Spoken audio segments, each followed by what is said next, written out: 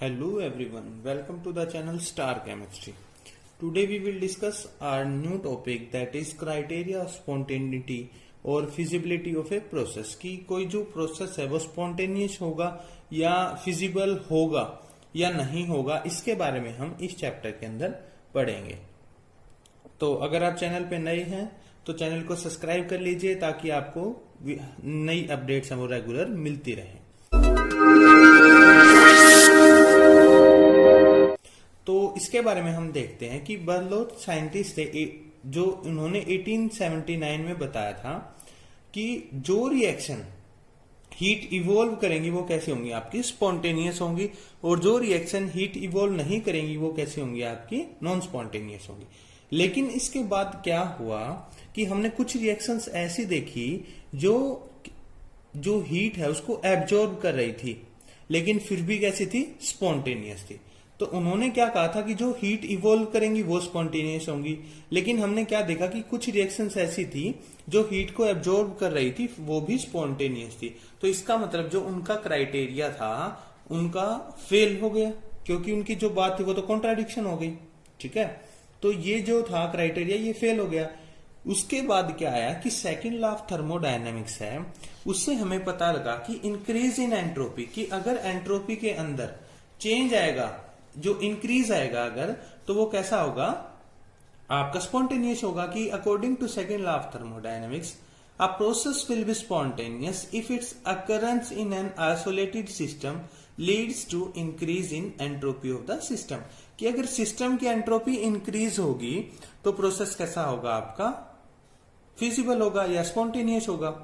लेकिन हमने क्या देखा कि अगर हमें इस चीज के लिए फोकस रहना था तो उसके लिए हमें सिस्टम और सराउंडिंग दोनों की नॉलेज होनी चाहिए थी। ठीक है, तो नॉलेज होगी तभी तो हम क्या पता कर पाएंगे इन सभी चीजों का। लेकिन हमने देखा कि ये हमारे लिए कन्वीनियंट नहीं था, क्योंकि सिस्टम तो ठीक है हम ऑपरेट कर रहे हैं, लेकिन सराउंडिंग में जो जो आपकी चीजें हैपन्स हो रही हैं उनको मेजर करना हर बार उतना आसान नहीं था, कन्वीनियंट नहीं था। तो अब उसके लिए हमें एक और अल्टरनेट मेथड है उसकी जरूरत हुई। तो उस अल्टरनेट मेथड के लिए हमने क्या किया, एक मेथड जो था कि we evolve a criteria which requires the knowledge of change in some thermodynamic quantity of the system only. कि जो सिस्टम की थर्मोडायनेमिक क्वांटिटीज हैं हम सिर्फ उनकी जो नॉलेज है उसी से क्या कर पाए, पता कर पाए कि कोई प्रोसेस आपका स्पॉन्टेनियस होगा या नहीं होगा। तो सबसे पहले हमने क्या, हीट का जो मेथड देखा था वो आपका क्या था, फेल हो गया, कॉन्ट्राडिक्ट हो गया। लेकिन उसके बाद एक और नया जो आई कंक्लूजन वो आपकी सेकंड लॉ से थी, वो भी हमारे लिए कन्वीनियंट नहीं थी। उसके बाद फिर हमने क्या किया कि सिस्टम की जो थर्मोडायनेमिक क्वांटिटीज हैं उनसे हमने फाइंड आउट करने की कोशिश की। तो इसमें हमने देखा कि these can be done by considering some thermodynamic properties like UHAG। कि हम जो इन थर्मोडायनेमिक प्रॉपर्टीज हैं इनकी स्टडी से बता सकते हैं कि कोई प्रोसेस आपका स्पॉन्टेनियस होगा या नहीं होगा। तो यहाँ पे U क्या है, आपकी इंटरनल एनर्जी है, H क्या है, आपका एंथैल्पी है, A आपका क्या है, वर्क फंक्शन, और G है आपकी गिब्स फ्री एनर्जी। तो इन सभी चीजों से हमने बताने की कोशिश की, जिसको हम अभी डिस्कस करेंगे आगे। तो हमें पता है कि change in entropy for a given change of state is a definite quantity. कि जो किसी भी आपका चेंज ऑफ स्टेट आएगा तो उसमें जो चेंज एंट्रोपी के अंदर आएगा, कोई स्टेट चेंज हो रही है तो उसके अंदर जो भी आपका एंट्रोपी का चेंज आएगा वो कैसा होगा, डेफिनेट क्वांटिटी होगी। ठीक है, and does not depend upon the type of change. कि वो इस पे डिपेंड नहीं करेगी कि इरिवर्सिबल होगा या रिवर्सिबल होगा। कहने का मतलब कि अगर किसी स्टेट के चेंज हो रहा है तो वहां पे जितना भी एंट्रोपी का चेंज आएगा वो डेफिनेट वैल्यू होगी, चाहे वो रिवर्सिबल प्रोसेस हो चाहे वो इरिवर्सिबल प्रोसेस हो। तो ये हमने एक कंक्लूजन फाइंड आउट करने की कोशिश की है, जिससे हम जो हमने थर्मोडायनेमिक प्रॉपर्टीज हैं उनको हम क्या करेंगे, स्टडी करेंगे। तो देखते हैं कि फॉर ए रिवर्सिबल चेंज, कोई रिवर्सिबल चेंज हो रहा है तो जो आपका ds है वो किसके बराबर होगा, dQ/T के। ये हमने बहुत पढ़ा है। ठीक है, ठीक है, आपकी S एंट्रोपी है, Q क्या है, हीट है आपकी, T टेम्परेचर है। तो जो चेंज इन ये है आपका ds = dQ/T है। ठीक है, तो अगर हम इसको मल्टीप्लाई करते हैं तो TdS किसके बराबर हो जाएगा, dQ के बराबर हो जाएगा। ठीक है, तो इसके बाद क्या होगा कि from first law of thermodynamics हमें पता है कि जो फर्स्ट लॉ ऑफ थर्मोडायनेमिक्स है उससे जो रिलेशन ये आता है कि d q equal to d u plus के पी डी वी होता है। ठीक है, कहां से आया? फर्स्ट लॉ ऑफ थर्मोडायनेमिक्स से। तो जब हमें इन दोनों इक्वेशंस को इक्वेट करते हैं तो क्या होगा? डी क्यू इक्वल है तो टीडीएस किसके बराबर हो जाएगा? TDS equal to d u plus के पीडीवी। तो ये हमारा एक एक्सप्रेशन आ गया फॉर रिवर्सिबल प्रोसेस, कि जो रिवर्सिबल प्रोसेस है उसके लिए टीडीएस की वैल्यू किसके बराबर होगी? डी यू प्लस के पीडीवी के बराबर। तो अब हम देखते हैं कि अगर इरिवर्सिबल प्रोसेस के लिए क्या होंगी ये सब, कि if a small change is carried out irreversibly, कि आपने कोई स्मॉल चेंज किया है irreversibly, then the heat absorb by the system will be less. तो जो सिस्टम है वो हीट एब्जॉर्ब करेगा वो कैसी होगी? लेस होगी। किसके मुकाबले में? आपकी रिवर्सिबल प्रोसेस के मुकाबले में। क्यों? क्योंकि रिवर्सिबल में तो क्या होगा कि आप एक बार जैसे फॉरवर्ड रिएक्शन हो रही है, फॉरवर्ड के बाद से यहां पे रुकने फिर क्या होगी? वो बैकवर्ड रिएक्शन होगी, तो आपको हीट की रिक्वायरमेंट क्या है? ज्यादा है।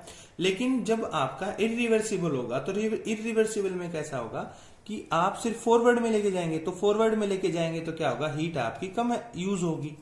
ठीक है, तो उसी को हम क्या लिख सकते हैं कि जो आपकी क्यू इरिवर्सिबल है, हीट आपकी इरिवर्सिबल के अंदर है, वो कैसे है? कम है। किससे?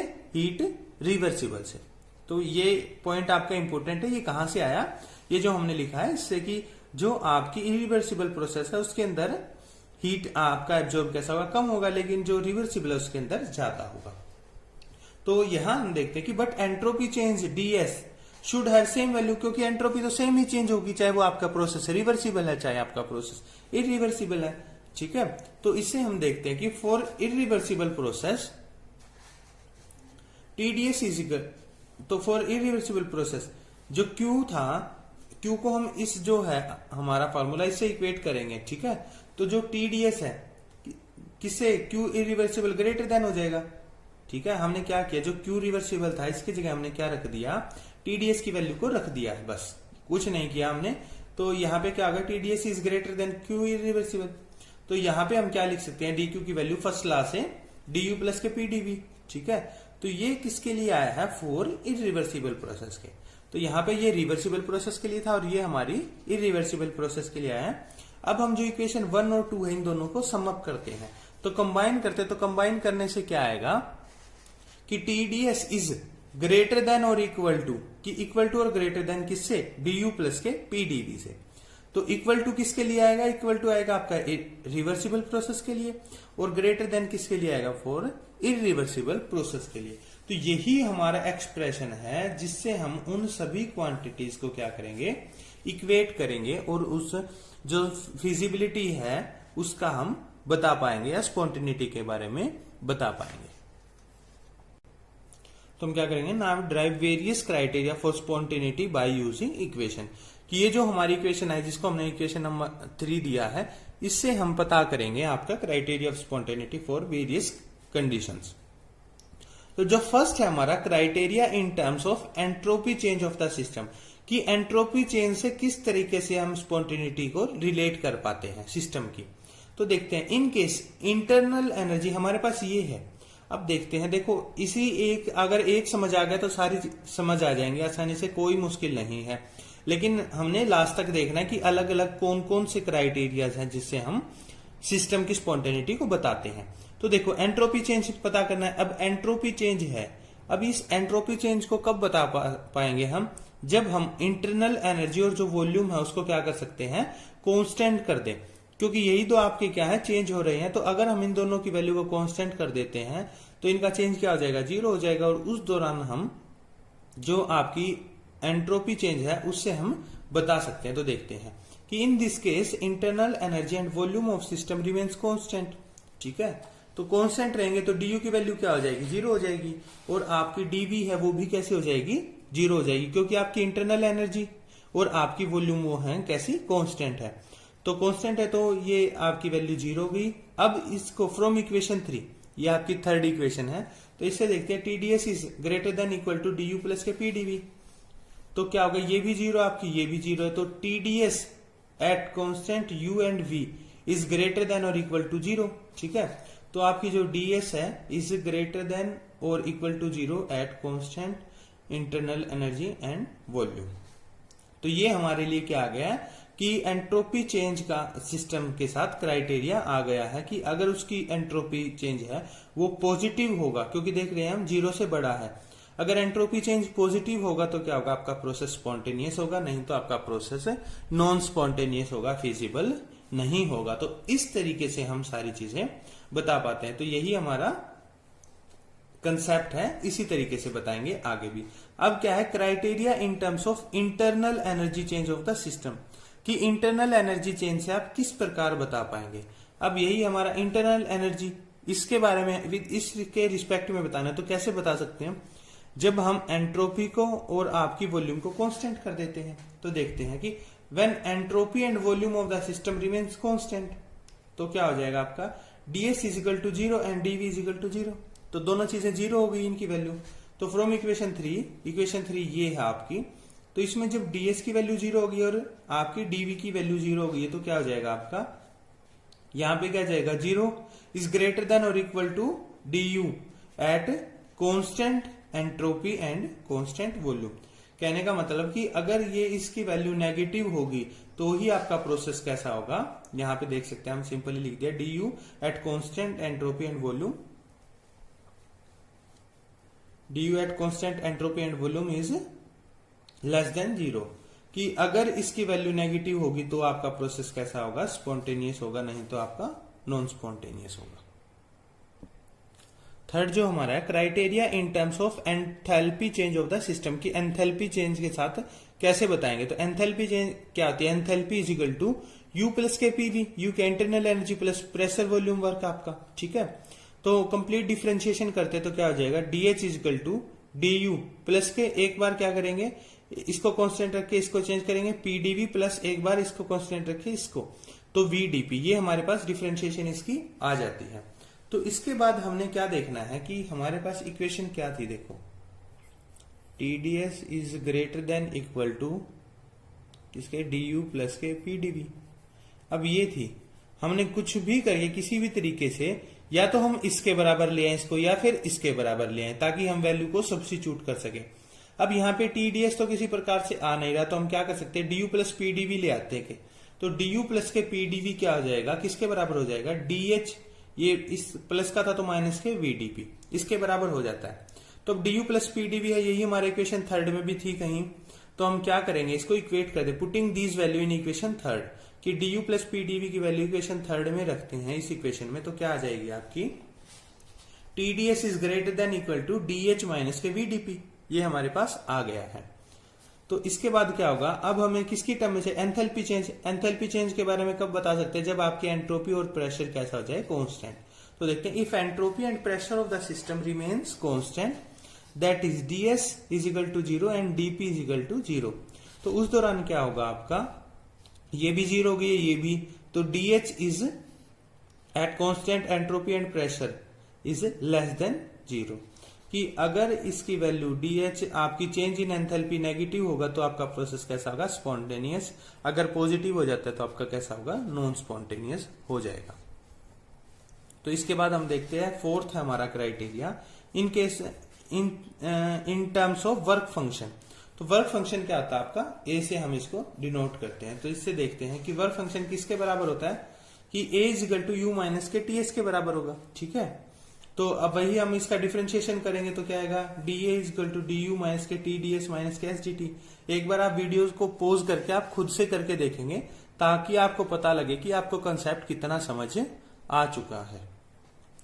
तो इसको हम कर लेते हैं। तो DU प्लस के DA is equal to DU minus के TdS माइनस के SDT।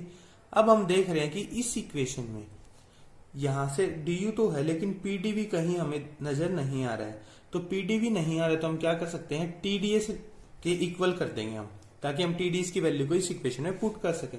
तो TdS को रखेंगे तो क्या होगा, TdS को इस तरफ ले आए तो पॉजिटिव, और DA है इसको इस तरफ ले आएंगे तो DU माइनस के SDT माइनस, ये प्लस था इस तरफ आके क्या हो गया, माइनस का माइनस के DA हो गया। तो अब हम TdS की वैल्यू इक्वेशन 3 में पुट करते हैं, that is TdS is greater than equal to DU plus के PdV। तो यहां पे जब हमने रखा है इसकी वैल्यू को, TdS की को यहां पे, तो किसके बराबर है, DU माइनस के SDT माइनस के DA greater than equal to d u plus के पी डीवी। ये हमारे पास आ गया है कहां से, इक्वेशन 3 से। अब हम डी यू से डी यू कैंसिल आउट हो जाएगा तो क्या आता है, negative of s d t negative of d a is greater than equal to p DV. ठीक है, लेकिन हमने क्या वर्क फंक्शन की टर्म में बताना है, तो वर्क फंक्शन की टर्म में बताना है तो क्या करेंगे, हम वर्क फंक्शन को पॉजिटिव लेके आएंगे। तो पॉजिटिव कैसे होगा, इसको हम इस तरफ ले आते हैं या फिर इनके साइन चेंज कर देते हैं सबके। तो साइन चेंज करेंगे तो क्या हो जाएगा, आपका नेगेटिव था पॉजिटिव, ये नेगेटिव था ये भी पॉजिटिव हो गया आपका, लेकिन जो पीडीवी था वो कैसा हो गया आपका, नेगेटिव वैल्यू हो गई है उसकी। ठीक है, तो अब हमें डीए की टर्म में बताना है तो क्या करेंगे, टेम्परेचर कांस्टेंट और आपका वॉल्यूम भी कांस्टेंट कर देंगे। तो उस दौरान क्या होगा आपका कि if temperature and volume of the system remains constant, कि if temperature and volume of the system remains constant तो क्या हो जाएगा, dt, टेम्परेचर कांस्टेंट तो dt की वैल्यू 0 और वॉल्यूम कांस्टेंट तो dv की वैल्यू 0। ठीक है, तो जब इन दोनों की वैल्यू 0 हो जाएगी तो क्या हो जाएगा, dA at constant temperature and volume is क्या हो जाएगा, लेस देन 0। कि अगर इसकी वैल्यू नेगेटिव आती है, चेंज इन वर्क फंक्शन की वैल्यू नेगेटिव होगी तो आपका प्रोसेस कैसा होगा, स्पॉन्टेनियस होगा, नहीं तो आपका कैसा हो जाएगा, आपका नॉन स्पॉन्टेनियस प्रोसेस होगा। तो ये किसकी टर्म में था, वर्क फंक्शन की टर्म में था। अब हमारे पास एक ही रह जाता है, वो कौन सा आपका, गिब्स फ्री एनर्जी की टर्म में, वो देखते हैं अभी। Criteria in terms of change in free energy of the system, कि फ्री एनर्जी से हम किस प्रकार क्राइटेरिया को बता पाते हैं, तो देखते हैं। Free energy is given by g is equal to h minus के टी एस, एच क्या आपका एंथैल्पी है, माइनस के टेम्परेचर इंटू एंट्रोपी। ठीक है, तो ये इससे हम दे पाते हैं इस आपके इक्वेशन से, ये एक्सप्रेशन से। तो अब हम इसका क्या करेंगे, डिफरेंशिएशन करेंगे तो। ठीक है, या फिर उससे पहले क्या करते हैं, जो एच है आपका एंथैल्पी है उसको हम किससे लिख सकते हैं, यू प्लस पीवी से रिप्लेस कर सकते हैं। तो यू आपका क्या, internal energy plus pressure volume work minus के टेम्परेचर इंटू एंट्रोपी हमारे पास आ गया। अब हम इसकी क्या करते हैं, डिफरेंशिएशन करते हैं, कंप्लीट डिफरेंशिएशन। तो क्या आएगा आपका, DG is equal to d u plus के, एक बार इसको कांस्टेंट करके इसके साथ करेंगे, एक बार इसको कांस्टेंट रखे इसके साथ, तो पीडीवी प्लस के वीडीपी आ गया हमारा, नेगेटिव ऑफ ऐसा इसके साथ भी होगा, नेगेटिव ऑफ टीडीएस माइनस के एस dt। तो हमारे पास ये एक्सप्रेशन आ गया है। अब वही हम उसके साथ करेंगे कि जो इक्वेशन 3 थी हमारी, उसमें से राइट हैंड या लेफ्ट हैंड साइड को इक्वेट करने की कोशिश करेंगे। तो हम यहां पे देखते हैं कि जो हमारा टीडीएस की वैल्यू है हम उसको क्या रखेंगे, सेम एज इट इज रखेंगे, और जो डी यू प्लस पीडीवी है इसको हम क्या करेंगे, एक तरफ रखेंगे। तो डी यू प्लस के पीडीवी को एक तरफ रखा हमने, और क्या किया, जो डीजी था इस तरफ ले आए, या इसको हमने इसी तरफ लिख लिया ये, और जो ये सारा था आपकी, ये सारी थी, इसको हमने क्या किया, इसको हम इस तरफ ले गए। तो इस तरफ लेके जाएंगे तो क्या हो जाएगा, डीजी, ये प्लस का था तो माइनस के वीडीपी। ठीक है, माइनस का एस माइनस के टीडीएस था तो इस तरफ जाके प्लस का टीडीएस, और ये माइनस का एसडीटी था तो इस तरफ जाके प्लस का एसडीटी हमारे पास हो गया है। तो ये हमारे पास इक्वेशन आ गई। इसको हम इक्वेशन 3 से रिलेट करते हैं, that is TDS is greater than equal to d u plus के पीडीवी। तो क्या आएगा, टीडीएस हमने क्या किया, डी यू प्लस पीडीवी था, इसकी जगह ये सारी टर्म रख दी है, तो ये रखते हैं, तो डीजी माइनस के वीडीपी प्लस के टीडीएस प्लस के एसडीटी हमारे पास आ जाता है। तो इसके बाद क्या करेंगे, टीडीएस से टीडीएस कैंसिल हो जाएगा, तो क्या होगा, 0 इज ग्रेटर देन और इक्वल टू डीजी माइनस के वीडीपी प्लस के एस डीटी के बराबर हो गया है। अब हमें क्या फ्री एनर्जी की टर्म्स में बताना है, तो क्या करेंगे, प्रेशर और आपका टेम्परेचर उसको कांस्टेंट कर देंगे। तो if pressure and temperature of the system remains constant, that is DP is equal to 0 and DT is equal to 0। तो उसके बाद क्या हो जाएगा आपका, डीजी एट कांस्टेंट प्रेशर और टेम्परेचर इज लेस देन 0, या अगर इसकी वैल्यू नेगेटिव होती है चेंज इन फ्री एनर्जी की, तो आपका सिस्टम कैसा होगा, आपका स्पॉन्टेनियस होगा, नहीं तो आपका नॉन स्पॉन्टेनियस प्रोसेस होगा। तो इस प्रकार हमने इन सभी को देख लिया है। अब एक बात इसमें आप बताएंगे कमेंट सेक्शन में कि आपको आज का वीडियो कैसा लगा, और कि आपका फ्री एनर्जी जो क्राइटेरिया है वो ज्यादा बेटर है, या आपका एंट्रोपी चेंज का क्राइटेरिया है वो ज्यादा बेटर है स्पॉन्टेनिटी को बताने के लिए। तो इसको आप बताएंगे, नहीं तो फिर अगली जो वीडियो होगी उसमें हम डिस्कस करेंगे कि स्पॉन्टेनिटी को बताने के लिए आपका फ्री एनर्जी का जो क्राइटेरिया वो ज्यादा बेटर है, या आपका एंट्रोपी चेंज है वो क्राइटेरिया ज्यादा बेटर है। तो थैंक यू वेरी मच।